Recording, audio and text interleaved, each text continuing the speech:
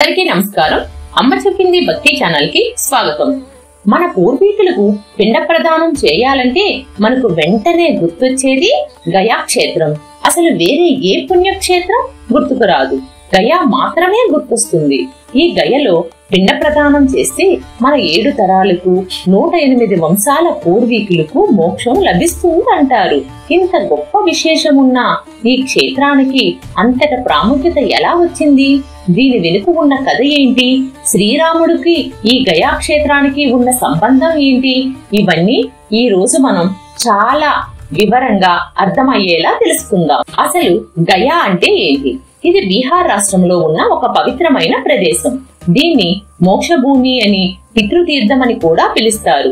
ఎందుకంటే ఇక్కడ మనం చేసే పిండ ప్రదానాలు, శ్రాద్ధ కర్మల వల్ల పూర్వీకుల ఆత్మలకు శాంతి, మోక్షం లభిస్తుందని పురాణాలు చెబుతున్నాయి. గరుడ పురాణం, విష్ణు పురాణం లాంటి వాటిలో కూడా దీని గురించి వివరంగా చెప్పారు. గయా క్షేత్రం ఎలా ఏర్పడింది? దీని వెనుక ఒక అద్భుతమైన కథ ఉంది. పూర్వం గయాసురుడు అనే రాక్షసుడు ఉండేవాడు. పేరుకు రాక్షసుడే కాని చాలా మంచి మనసున్న భక్తుడు. 1000 సంవత్సరాలు మహావిష్ణువు గురించి గొప్పగా తపస్సు చేశాడు. గయాసురుడు భక్తికి మెచ్చిన విష్ణువు అతనికి ఒక వరం ఇచ్చాడు. అదేంటంటే గయాసురుడిని చూసినా తాకినా సరే వాళ్ళు పాపాలు పోయి మోక్షం లభిస్తుంది. దీంతో అసలు సమస్య మొదలయ్యింది.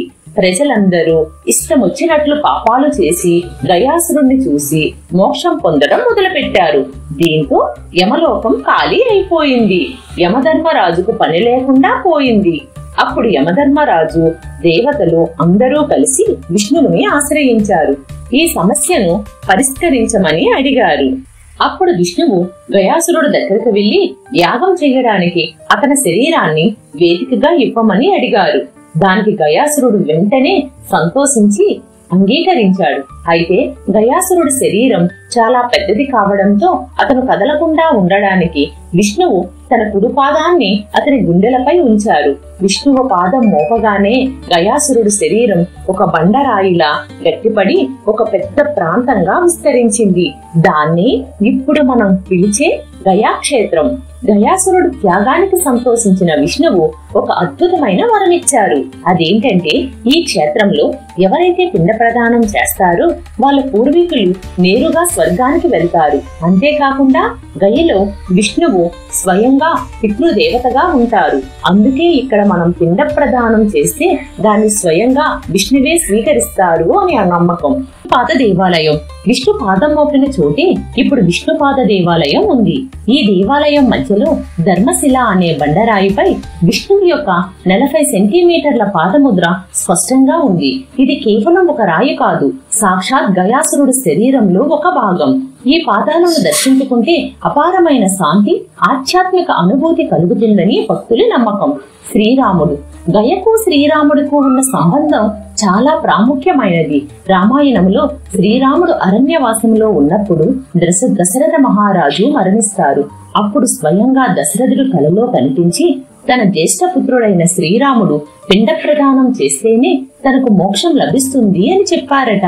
అందుకే శ్రీరాముడు గయలో తన తండ్రికి పిండ ప్రదానం చేశారు. దీన్ని భూమిపై జరిగిన మొదటి పిండ ప్రదానంగా చెబుతారు.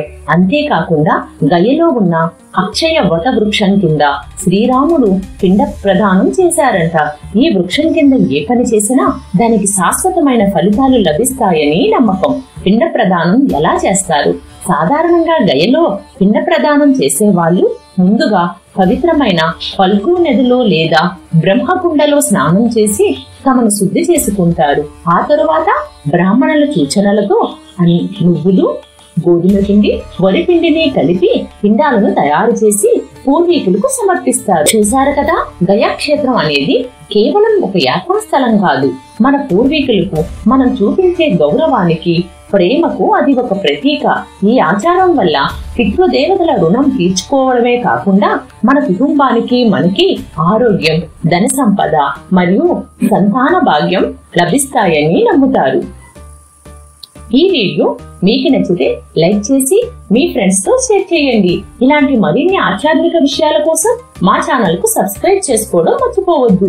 మీలో ఎవరైనా గయాకు వెళితే అక్కడ విశేషాలు ఏవైనా ఉంటే కామెంట్ సెక్షన్ లో తెలియచేయండి. ధన్యవాదాలు.